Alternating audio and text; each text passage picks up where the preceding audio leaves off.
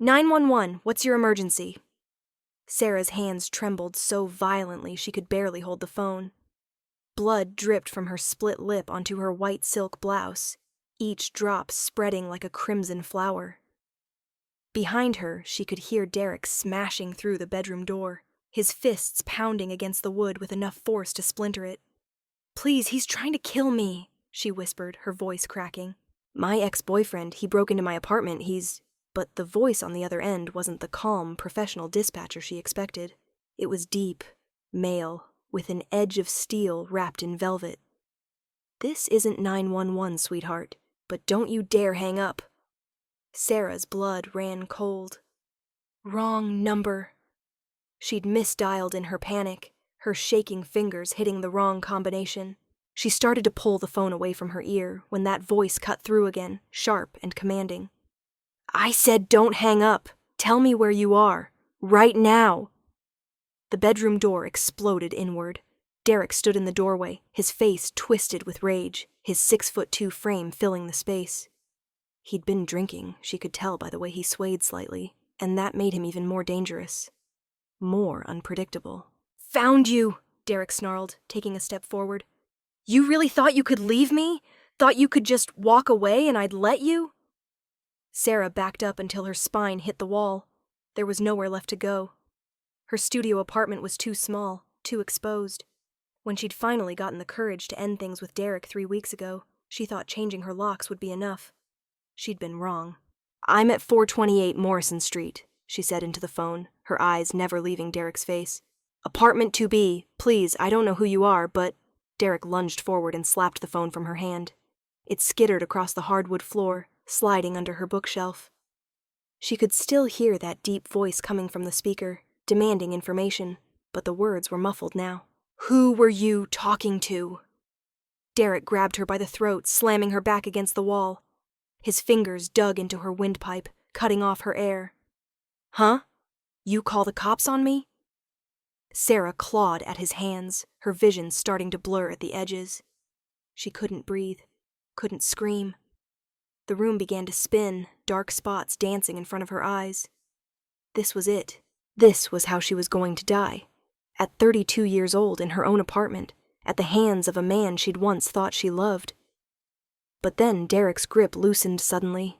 He cocked his head, listening. Sarah heard it too, the sound of footsteps in the hallway outside. Heavy. Multiple sets. Moving fast. "What did you do?" Derek hissed, but there was fear in his eyes now.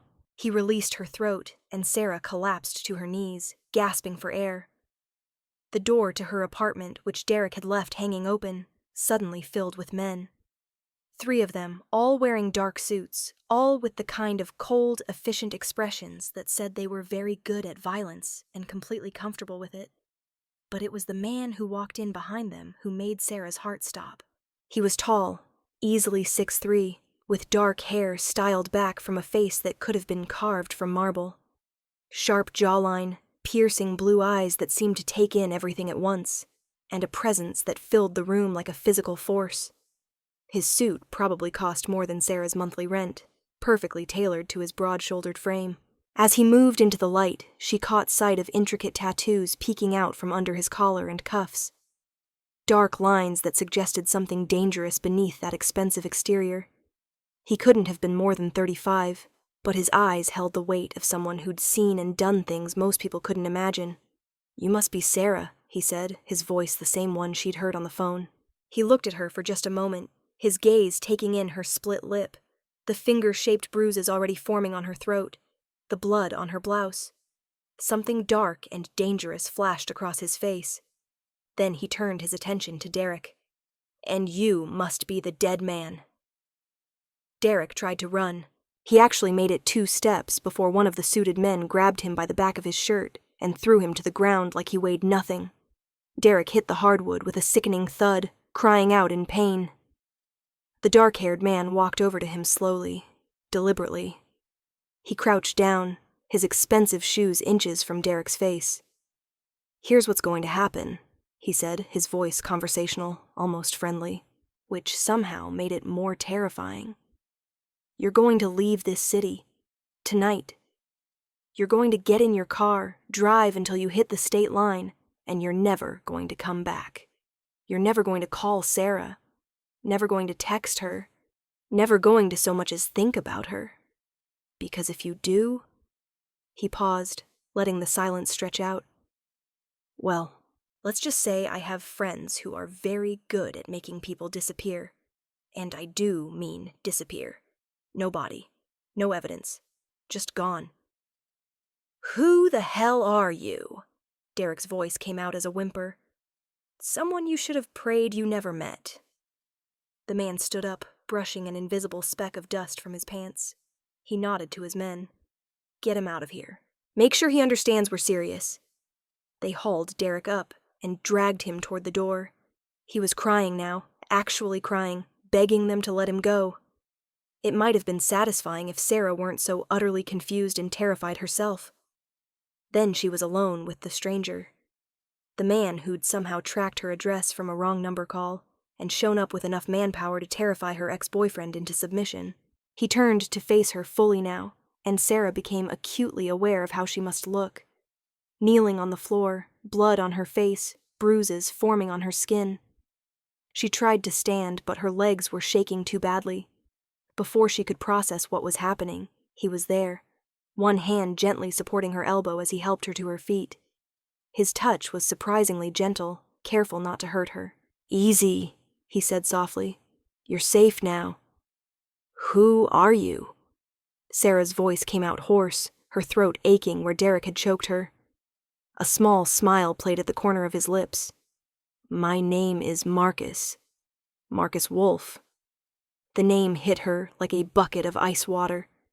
Everyone in the city knew that name, or at least whispered it. Marcus Wolfe, the man who controlled half the city's underground operations, gambling, protection, and God only knew what else. He was the kind of man decent people crossed the street to avoid. And he was standing in her apartment, his hand still on her arm, looking at her with an intensity that made her skin flush, despite everything. "You're—" she started. "Yes." He didn't elaborate, didn't justify or explain. "Come on, let me look at those injuries." "I should call the police. The real police." Marcus raised an eyebrow. "And tell them what? That your ex-boyfriend broke in, but then a known criminal showed up with his associates and threatened him into leaving? How do you think that conversation goes?" He had a point.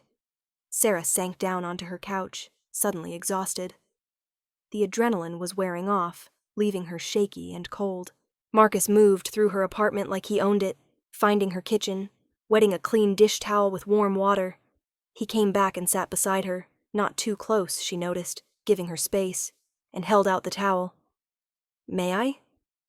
Sarah nodded, not trusting her voice.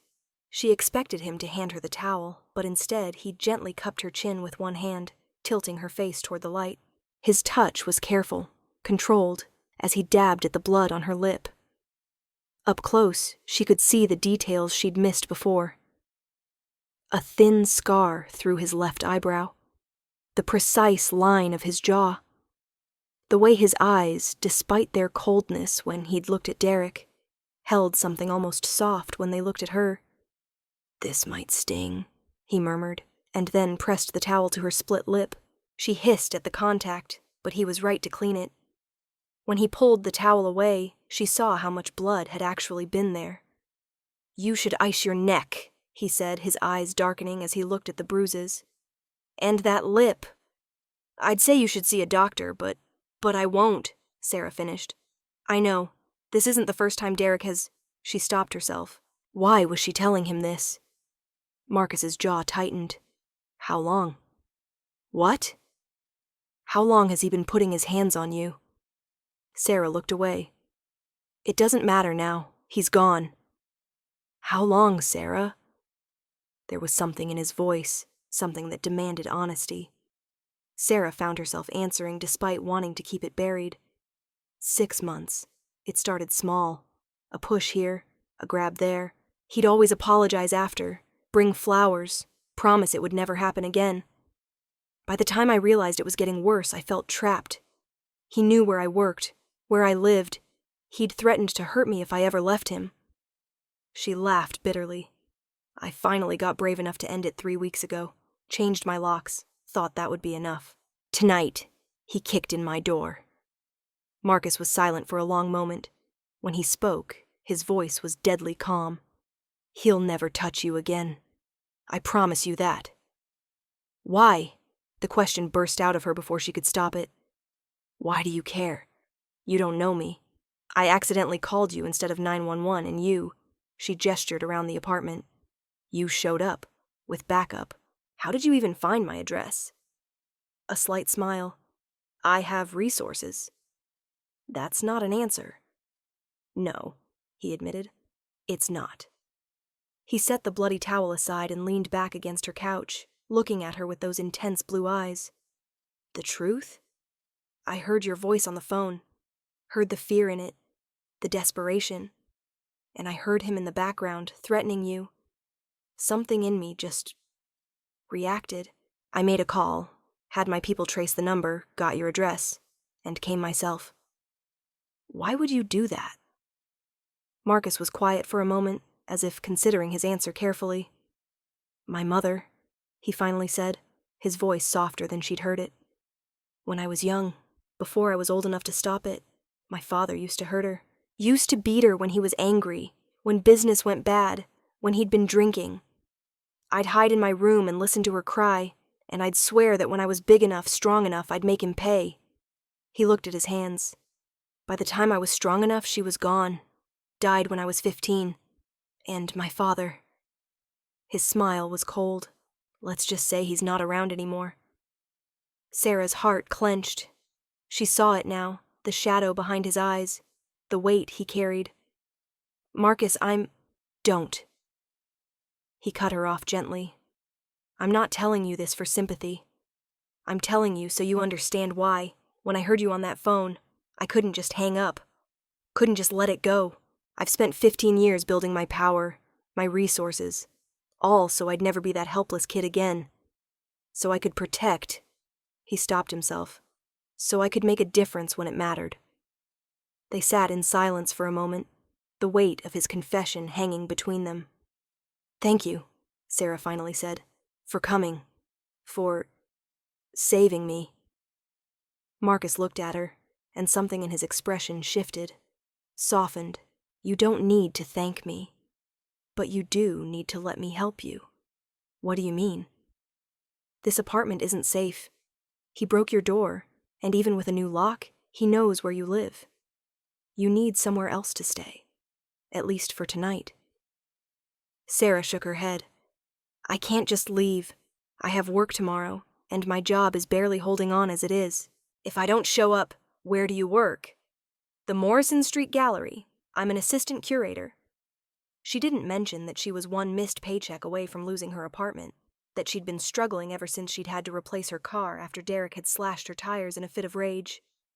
I can't afford to miss work. Marcus pulled out his phone, typed something quickly.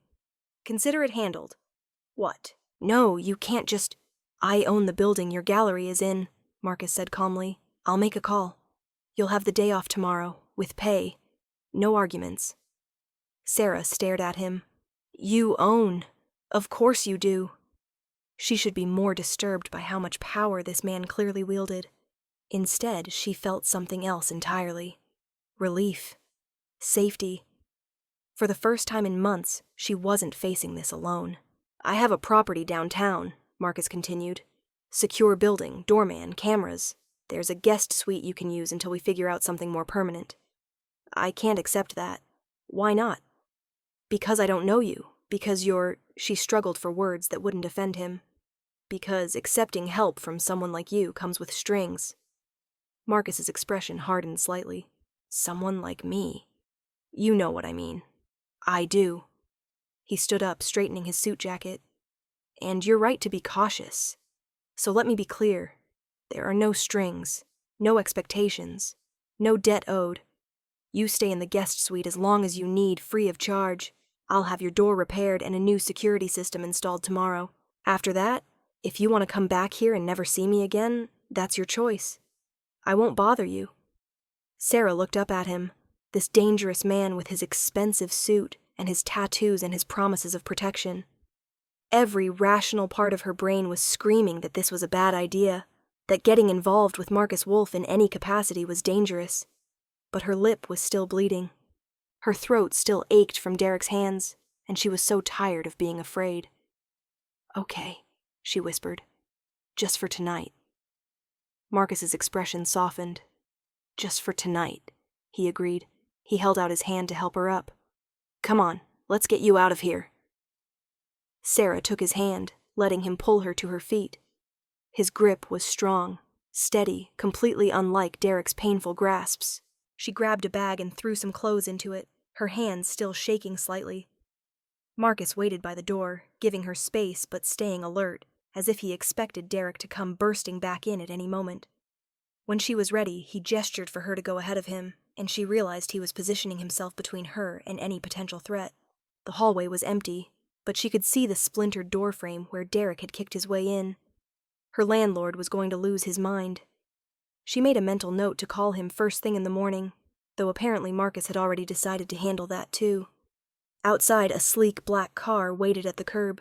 One of Marcus's men opened the back door, and Marcus helped her inside before sliding in beside her. The leather seats were butter soft, the interior probably worth more than everything she owned.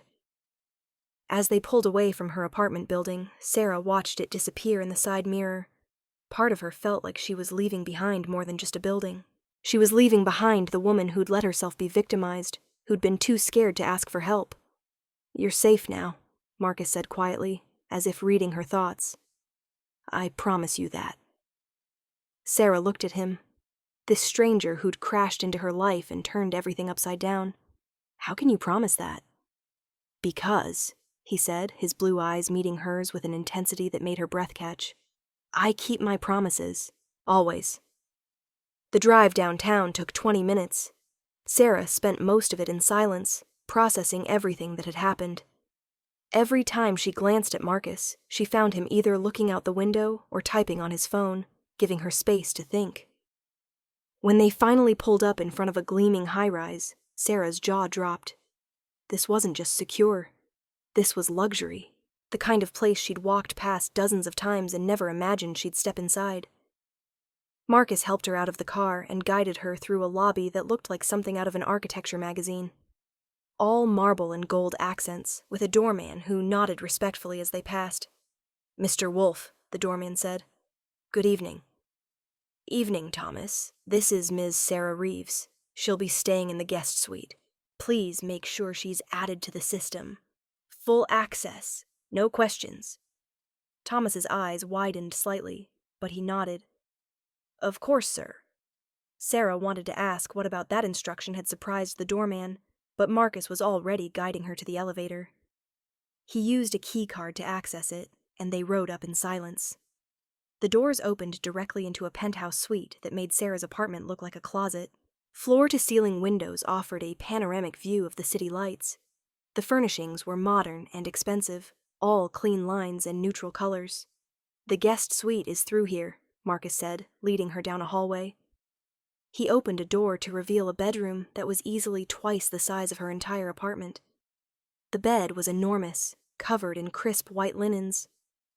There was a sitting area with a couch and TV, and through another door she could see a marble bathroom. "This is too much," Sarah breathed. "This is safe," Marcus corrected. "There's food in the kitchen, and anything you need, just call down to Thomas. He'll take care of it." He pulled a card from his pocket and set it on the dresser. "That's my private number. If you need anything at all, call me. It doesn't matter what time it is." Sarah picked up the card, feeling the weight of what he was offering. "I don't understand why you're doing all this." Marcus moved to the door, then paused, looking back at her. "Maybe I don't either," he admitted. "But when I heard your voice on that phone, something in me recognized something in you. Fear, courage, determination to survive. I know what it's like to feel helpless, Sarah, and I have the power now to make sure you never have to feel that way again." "But you don't know me," she repeated, because she couldn't make sense of this any other way. "No," he agreed, "but I'd like to." And then he was gone, the door closing softly behind him, leaving Sarah alone in a bedroom that probably cost more per night than she made in a month. She sank down onto the bed, her mind reeling. Everything had changed in the space of an hour. She'd gone from being terrorized by her ex to being rescued by a man who was probably more dangerous than Derek could ever dream of being. The difference was, Derek's danger had been chaotic, unpredictable, born of rage and insecurity. Marcus's danger was controlled, purposeful, and somehow that made it both more frightening and more compelling. Sarah touched her split lip gingerly, then looked at her reflection in the mirror across the room. The bruises on her neck were already darkening to purple. She looked like a victim, but she didn't feel like one anymore. She felt like something had shifted. Like by dialing that wrong number, she'd set something in motion that couldn't be undone. And the strangest part? She wasn't sure she wanted it to be. Sarah woke the next morning to sunlight streaming through windows she didn't recognize. For a confused moment she forgot where she was, and panic seized her chest. Had Derek taken her somewhere? Then the memory of last night came flooding back. Marcus, the rescue, this guest suite in his building. She rolled over and checked her phone. It was 9 a.m, and she had 3 missed calls from her landlord, 2 from the gallery, and a text from a number she didn't recognize. The text read, "Your door is being repaired today. New security system will be installed this afternoon. Take the day to rest. Marcus." There was something intimate about seeing his name on her phone screen, even though their interaction had been anything but ordinary. Sarah dragged herself out of bed and into the bathroom, where she was confronted with the full extent of her injuries. The bruises on her neck looked worse in the morning light, dark purple marks in the clear shape of fingers. Her split lip had swollen slightly overnight. She showered carefully, letting the hot water soothe her aching muscles, then dressed in jeans and a sweater from the bag she'd hastily packed. When she emerged from the bedroom, she followed the smell of coffee to the kitchen. Marcus was there. He was dressed more casually than last night, in dark jeans and a black Henley that showed off his muscular build. His tattoos were more visible now, intricate designs that covered both forearms, disappearing under his sleeves. He was standing at the counter, reading something on his tablet while he sipped from a coffee mug. He looked up when she entered, and his gaze immediately went to her neck. His expression darkened. "How do you feel?" he asked. "Like I got strangled," Sarah said, attempting humor. It fell flat. Marcus set down his mug and pulled out a stool at the kitchen island. "Sit, I'll make you breakfast." "You don't have to, I know." "Sit anyway." Sarah found herself obeying, settling onto the stool while Marcus moved around the kitchen with surprising efficiency. Within minutes, he'd produced scrambled eggs, toast, and a fresh cup of coffee that he set in front of her. "You cook," she observed. "I live alone. I learned to cook or starve." He leaned against the counter across from her, watching as she took a tentative bite. "I have some questions for you, if you're up to answering them." Sarah's stomach tightened. "What kind of questions?" "About Derek, his last name, where he works, who his friends are. The more I know, the better I can ensure he stays gone." "You said you threatened him last night. Wasn't that enough?" Marcus's expression was grim. Men like Derek don't respond well to threats in the long term. Once the fear wears off, the anger sets in. They convince themselves they were disrespected, that they need to prove something. I need to make sure that when his fear fades, there's still enough pressure to keep him away from you. Sarah set down her fork, her appetite suddenly gone. "You're going to hurt him." "I'm going to ensure he never hurts you again," Marcus corrected. "There's a difference." "Is there?" Marcus moved around the island and sat on the stool next to hers, close enough that she could smell his cologne, something expensive and masculine. "Sarah, I'm not going to lie to you about who I am or what I'm capable of. Yes, I've hurt people. Yes, I'll do it again if necessary. But I have rules. I don't hurt innocents. I don't hurt people who don't deserve it. And I sure as hell don't hurt women." His blue eyes locked with hers. "Derek put his hands on you, choked you, terrorized you. In my world, that means he's earned whatever comes his way." "This is crazy," Sarah whispered. "Yesterday, I was a normal person with a normal life. Yesterday, you were being abused and terrorized by a man who could have killed you," Marcus cut in, his voice gentle but firm. That's not normal, and that's not a life. That's survival. He was right, and Sarah hated that he was right. She'd spent so long minimizing what Derek had done, making excuses, trying to convince herself it wasn't that bad. Hearing Marcus state it so bluntly forced her to confront the reality she'd been avoiding. "Derek Morrison," she said quietly. "He works at Morrison Tech. His family owns it. That's part of why I was so scared to leave. His family has money, connections. I thought if I tried to fight back, they'd crush me." Marcus's expression turned thoughtful. "Morrison Tech. Interesting. Why?" "Because they've been trying to buy a property from me for 6 months, and I've been refusing. Now I have additional motivation to keep refusing."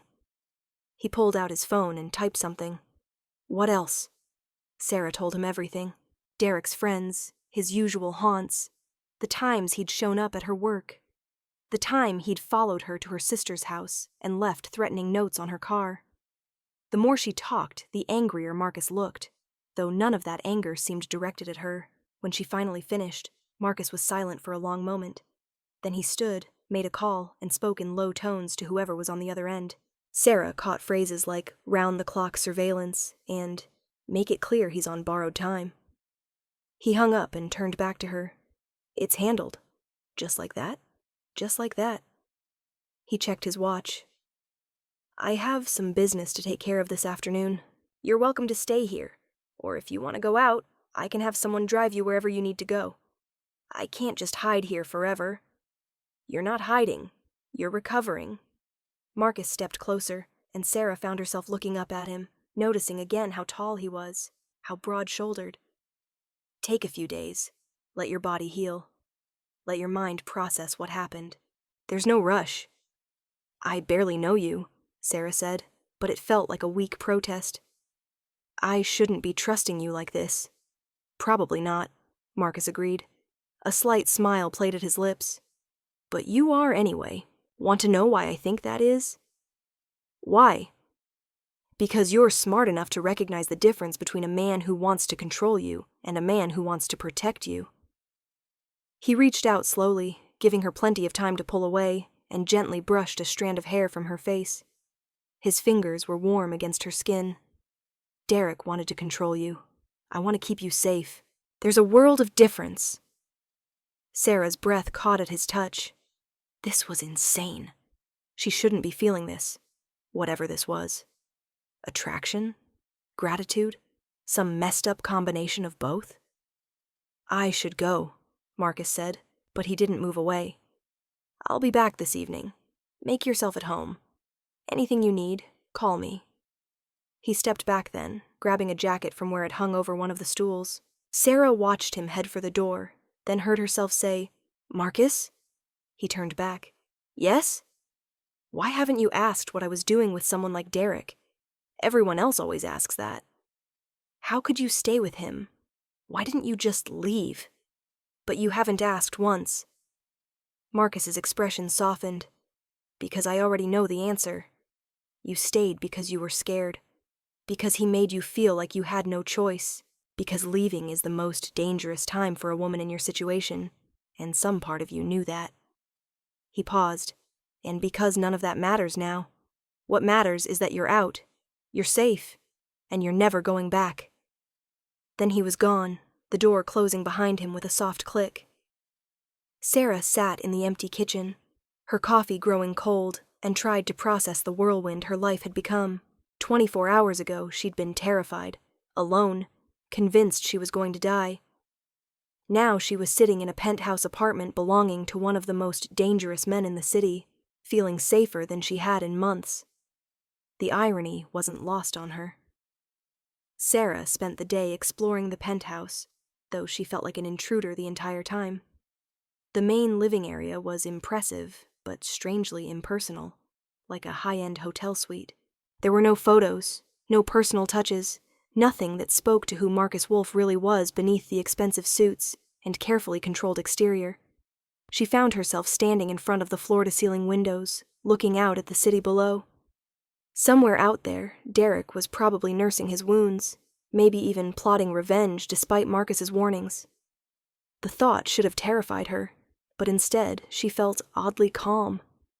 For the first time in 6 months, she had someone powerful on her side. Her phone rang, interrupting her thoughts. It was her sister, Melissa. "Sarah, oh my God, I've been trying to reach you. Your landlord called me this morning saying your door was broken and there was blood." Melissa was on the verge of hysterics. "Are you okay? Where are you? Did Derek—" "I'm fine," Sarah cut in. "I'm safe. Derek broke in last night, but someone helped me. He's gone now." "Someone helped you? Who? Did you call the police?" Sarah hesitated. How did she explain this? "It's complicated. I'm staying with a friend for a few days, just until my apartment is secure again." "What friend? Sarah, you're scaring me." "I know. I'm sorry. I promise I'll explain everything soon. But right now, I just need you to trust that I'm safe. Okay?"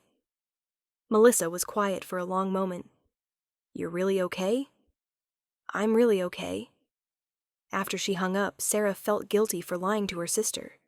But what was she supposed to say? That a mafia boss had rescued her and was now letting her stay in his penthouse.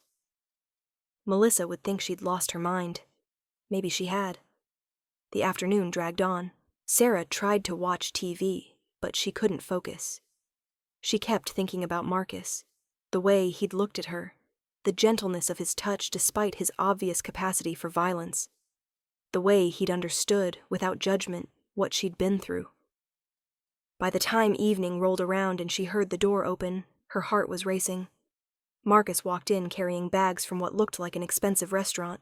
"I thought you might be hungry," he said, setting them on the kitchen counter. "You didn't have to bring dinner." "I know, but I wanted to." He started unpacking the bags, revealing containers of pasta, salad, and what looked like homemade bread. "How was your day?" "Weird. I feel like I'm living in someone else's life." Marcus smiled slightly. "I can imagine. Come on, let's eat." They sat at the island again, and Sarah found herself relaxing as they ate. Marcus asked her about her work at the gallery, seeming genuinely interested in her descriptions of the art they curated. He was easy to talk to, she realized. When he wasn't being all intense and dangerous, he was almost normal. "You love it," Marcus observed. "The art. I can hear it in your voice when you talk about it." "I do," Sarah admitted. "I wanted to be an artist myself once, but I wasn't talented enough. So I found a way to be around art instead. It's not the same, but it's something." "Why do you say you weren't talented enough?" Sarah shrugged. "Because I wasn't. I was mediocre at best." "Or maybe you just hadn't found your medium yet." Marcus leaned back in his chair, studying her. "You're probably more critical of yourself than anyone else would be. You sound like you're speaking from experience." "I am." He was quiet for a moment. "My mother was an artist, painted mostly. She was incredible, but she never thought she was good enough to show her work. By the time I was old enough to understand what she'd given up, it was too late to convince her otherwise." There was a weight in his words, a sadness that made Sarah's chest ache. "I'm sorry. Don't be. Just don't give up on something you love because you've convinced yourself you're not good enough. Life's too short for that." They finished dinner in companionable silence. As Sarah helped him clean up, despite his protests that she was a guest, she found herself acutely aware of his proximity. Every time they reached for the same container or their hands brushed, she felt a jolt of awareness that was becoming harder to ignore. This was dangerous, she told herself. Getting attached to Marcus Wolfe was a terrible idea on every level. But God help her, she was already attached. "Sarah," Marcus said, his voice low. She turned to find him watching her with an intensity that made her breath catch. "I need to ask you something." "Okay." "This thing we're doing, me helping you, you staying here, at what point does it stop being about protection and start being about something else?" Sarah's heart hammered in her chest. "I don't know what you mean." "Yes, you do." He moved closer and she found herself backed against the counter with nowhere to go. But she didn't feel trapped.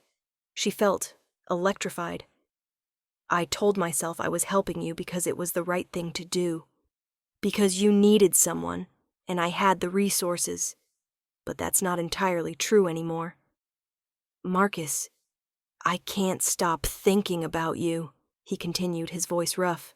Every time I close my eyes, I see you on your knees in that apartment, terrified.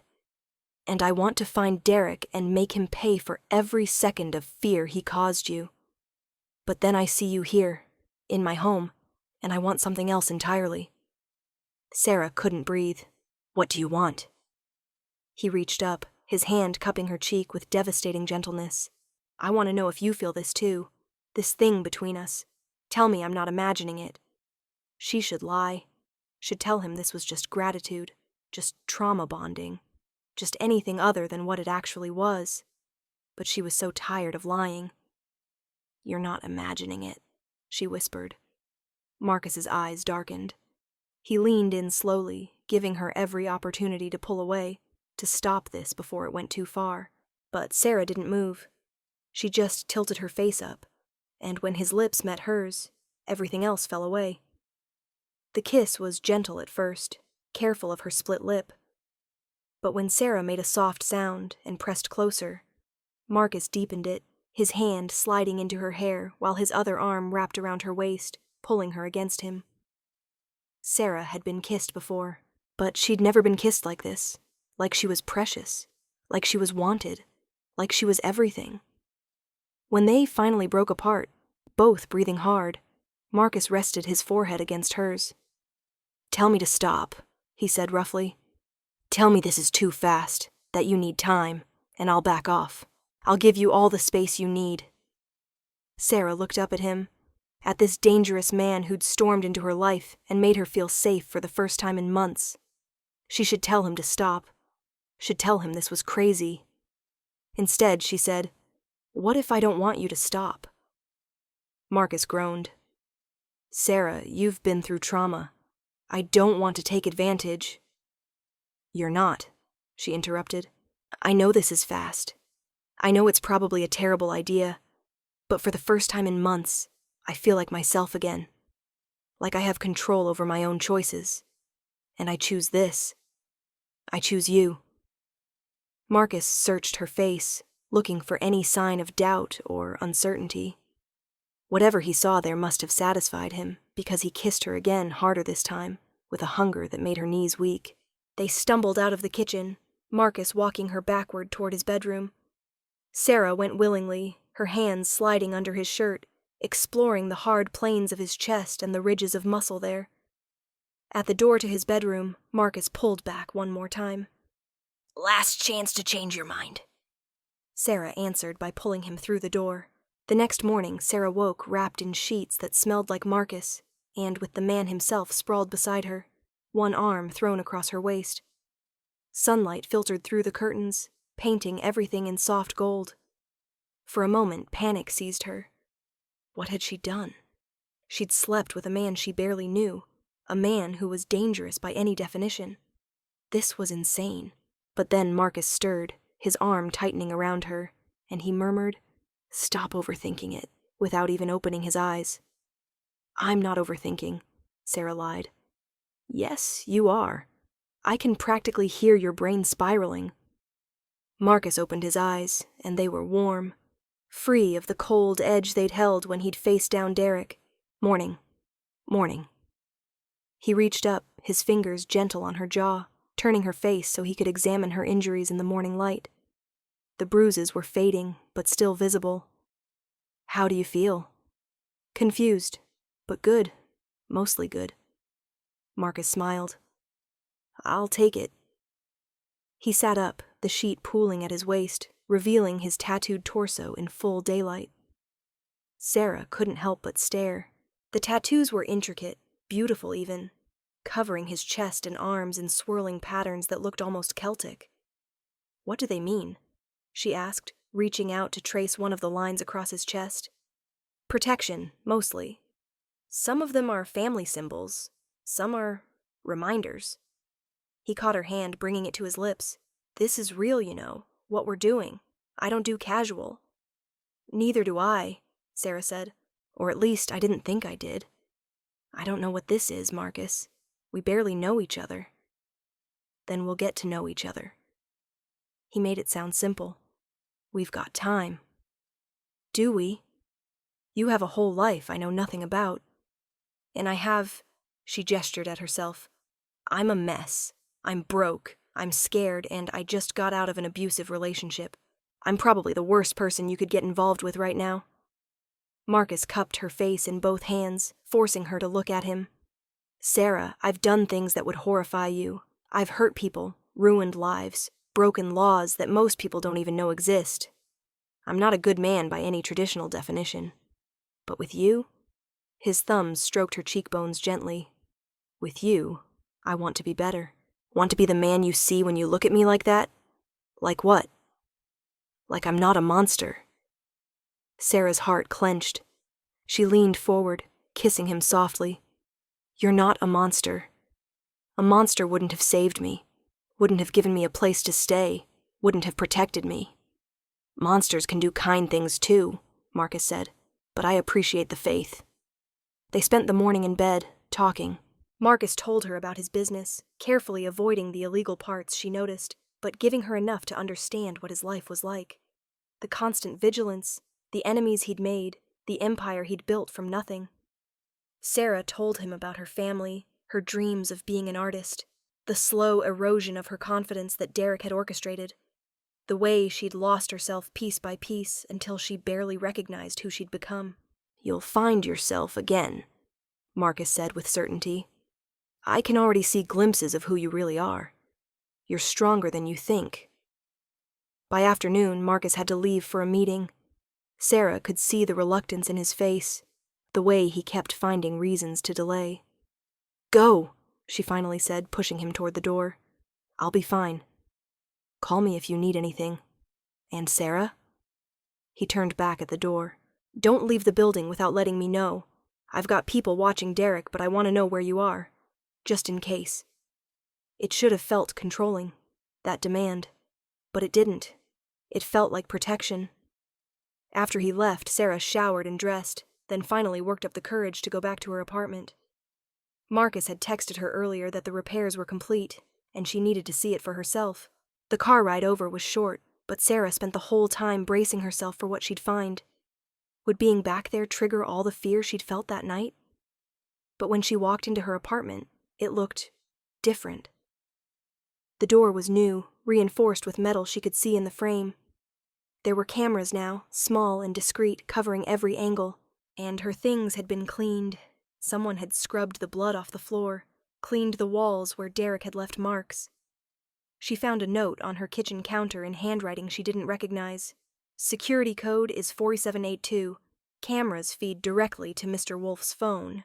Any breach and he'll know immediately.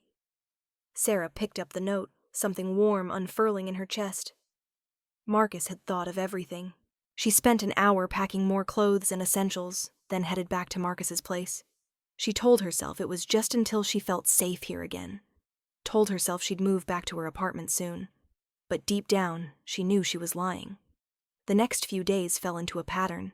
Marcus would leave for work in the mornings, and Sarah would spend the days at the gallery. She'd finally gone back, much to her co-workers' relief. In the evenings, they'd have dinner together, talking about their days like a normal couple. Except they weren't normal, and neither was their situation. Sarah's bruises faded. Her lip healed. But every time she looked in the mirror, she saw the faint scars. Reminders of what Derek had done. Reminders of how close she'd come to not making it out. Marcus had been right about Derek, too. On the 4th day after the incident, Marcus came home looking grimmer than usual. What happened? Sarah asked immediately. Derek tried to come back. Marcus set his keys down, his jaw tight. He got as far as your building's lobby before my people intercepted him. He was drunk, angry, talking about how I had no right to keep him from his girlfriend. Sarah's blood ran cold. His girlfriend? We broke up weeks ago. I know, he's delusional. Marcus moved to her, his hands gentle on her arms. He's gone again. This time, we made sure he understood what would happen if he came back. And I've got people watching him 24/7 now. If he so much as looks in your direction, I'll know. This can't go on forever, Sarah said quietly. He's going to escalate. You know that. Marcus's expression was grim. I know, which is why I'm handling it. How? Better you don't know the details. Sarah pulled away from him. No, if you're doing something on my behalf, I deserve to know what it is. Marcus studied her for a long moment, then nodded. Fine. Derek's family owns Morrison Tech, but Derek himself doesn't actually work there. He just takes a salary and pretends. He's got a gambling problem they've been covering up for years. I've bought up his debts. All of them. As of yesterday, he owes me $300,000. Sarah's jaw dropped. $300,000? Give or take, and I've given him a choice. He can either leave the state permanently, or I can call in the debt and ruin him. His family's company is already struggling. They can't afford to bail him out again. So if he wants to avoid financial destruction and probable jail time, he'll leave. And if he doesn't? Marcus's smile was cold. Then he'll learn what happens when you threaten what's mine. The possessiveness in his voice should have alarmed her. Instead, it sent a thrill through her. I'm yours? She asked softly. Marcus moved closer, backing her against the counter. Aren't you? Sarah looked up at him, at this man who'd become her protector, her lover, and somehow her anchor in the space of a week. It was too fast, too intense, too everything. But it was also the most real thing she'd felt in years. Yes, she whispered, I'm yours. Marcus kissed her then, deep and possessive, claiming her mouth like he was claiming the rest of her. When he pulled back, his eyes were dark with promise. Good, because I'm not letting you go. 2 weeks later, Sarah stood in Marcus's living room, looking out at the city lights and trying to process how much her life had changed. A month ago, she'd been terrified, trapped, convinced she had no way out. Now she was living with a man who'd turned her world upside down in the best possible way. She heard Marcus come up behind her, felt his arms wrap around her waist, pulling her back against his chest. What are you thinking about? He murmured against her ear. How surreal this all is. A month ago I didn't know you existed.